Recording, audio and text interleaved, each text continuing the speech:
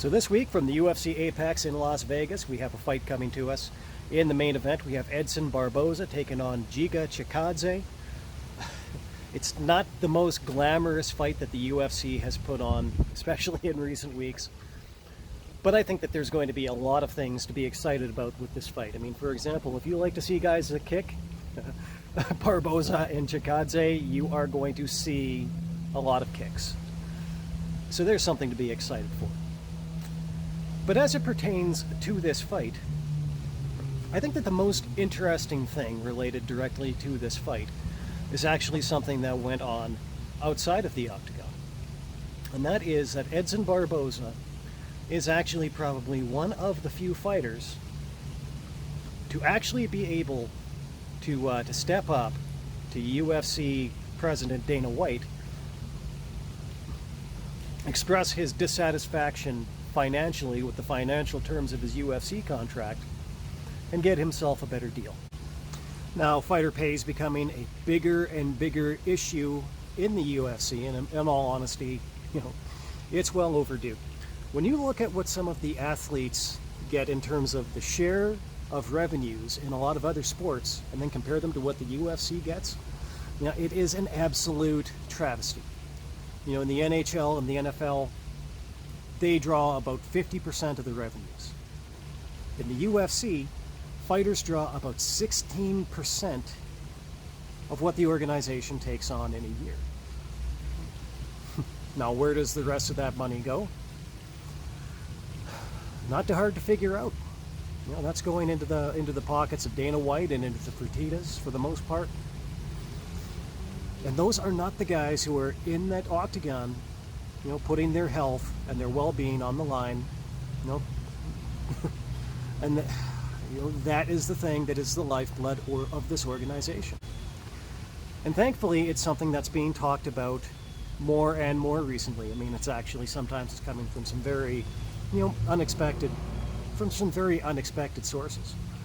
I mean, I don't think that Jake Paul, of all the things that I consider to be wrong with Jake Paul, the one thing that I will never fault him for is that he spends so much time and energy criticizing the UFC for the amount of money that they pay out to their fighters. There are fighters that are contracted to Bellator that actually helped Jake Paul prepare for this upcoming fight with Tyrone Woodley this weekend, who flat out come out and said that they made more money in just a few months of sparring with Jake Paul than they have made for the entirety of their MMA careers. And we're talking about multiple years active as MMA fighters. And they're making more, just sparring to help a guy prepare for basically like a mud show boxing fight.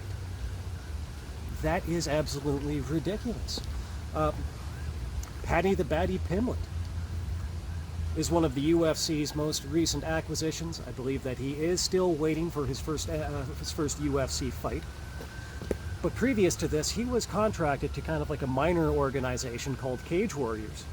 And he came out recently and said that his Cage Warriors contract paid him more than his UFC contract does. And Paddy Pimblett, Paddy the Baddy Pimblett, was actually a pretty sought-after free agent, when his contract came up. For anybody who was excited about this fight that was once scheduled between Paulo Costa and Jared Cannonier and had always wondered and was disappointed why it was that fight got canceled and we got the Cannonier and Gastelum fight instead, well, reportedly, as it turns out, that fight went away on us because Paulo Costa was trying to hold out for more money.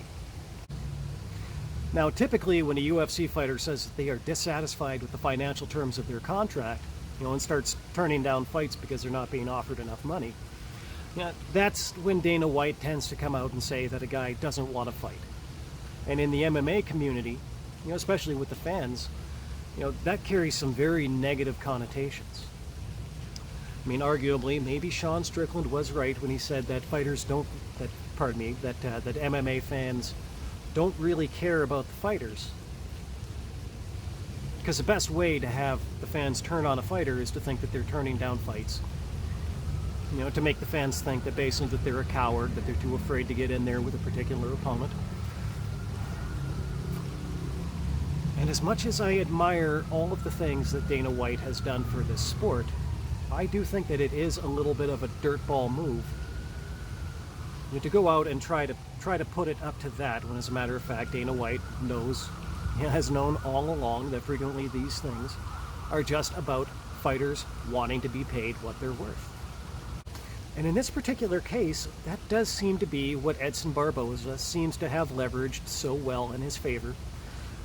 Because after he came out and he complained and said that he wasn't getting enough money and that he was going to test free agency, you know, Dana White took him, even with one fight still remaining on his contract, you know, took him into the office, renegotiated the contract, extended the contract, and reportedly since then, Edson Barboza is much more satisfied with his contract.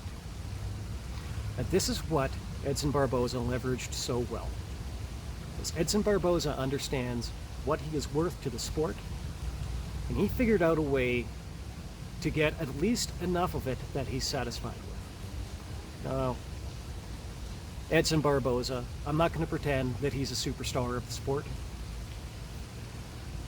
I think that a lot of people would say that based on the way that he fights, he probably should be a superstar in this sport, but being a great fighter, unfortunately, is not enough to make yourself that. But even though Edson Barboza is not a superstar of mixed martial arts, the one thing that he is a very valuable fighter, in the sense that Edson Barboza is what I would actually refer to as, you know, he's a card maker. Because the one thing about MMA, you know, as opposed to boxing, is that you can potentially make a boxing card around just one fight, and really people won't even tune in, you know, to watch any of the other fights on the card. You know, they will show up like in the, you know, like back in the 80s and the 90s, you know, when people ordered a Tyson fight, you know, they were ordering that fight specifically for Mike Tyson and for nothing else. You can do that in boxing, but you can't really do that with MMA. With MMA, you have to be able to put together a good card. And even if Edson Barboza is not, you know, a Conor McGregor-esque superstar of this sport, he does put on very good fights. He puts on fights that satisfy and entertain the fans. You can't put together enough quality cards to get people consistently buying pay-per-views unless you have a lot of fighters like Edson Barboza. Now, apparently Dana White understands that, because he took Barboza in and he gave him the kind of deal that Barboza thought was much more fitting. And that's an extremely wise move on his part, one that really he ought to think about doing a lot more often. Because it allows him to make sure that he is preserving a unique element within MMA compared to any other pro sport, arguably maybe even compared to boxing. And that is that there is a core of, you know, individualism, you know, within this sport, one that actually, you know, can go so far as you know, as what you would call like anti-Marxism. Now, you would actually think that in a sport, you know, where the owners are, you know, where you know, the capitalists right, are collecting 84% of the revenues, and a lot of the fighters are basically, you know, are basically broke, basically not making any money doing this. You would think that that is actually one where you would actually have like a, you know, like a strong proletariat fight, you know, class amongst the fighters. But oddly enough, in MMA, you don't actually have that. As a matter of fact, I would say that you probably have more people expressing anti-Marxist sentiment in the UFC than you have, you know, expressing pro-Marxist sentiment. I mean, Beneil Dariush, you know, he's not shy about that. Rose Namajunas, I am sure that I am mispronouncing that. I don't think I ever get that name right. It's like Habib's name. I don't think I ever get that one right. But Thug Rose, you know, she has not been shy about that whatsoever. You know, arguably one of the top 5 stars in the sport, period. You know, Jorge Masvidal, you know, he is, you know, he is stridently anti-Marxist and anti-communist. As a matter of fact, you know, he was probably one of the key components in actually helping Florida remain a red state in this past election. And I think that in a sport where the incomes are so lopsided, you know, between the stars of the sport and the undercard fighters, who, as I mentioned before, those mid-card, undercard fighters, they actually are pretty important. But as long as there remains that massive gap there, the strongest thing in Dana White's arsenal in terms of trying to quiet all of these concerns about fighter pay is going to be to reinforce this concept of rugged individualism within the sport. To actually tell the fighters, it's like, well, hey, listen, if you don't like your deal, we can talk. To be able to tell them, hey, listen, you don't need to unionize or do anything like that, because you can get a better deal for yourself on your own, if you ask for it and you can show to us that you deserve it. Which, in all honesty, is the way that the sport should be already. Now, what Edson Barboza did, would that work for every fighter? Honestly, I'm pretty doubtful. But if Dana White eventually wants to be spending, a lot less time on this issue of fighter pay, it's something that he would be wise to do a lot more often.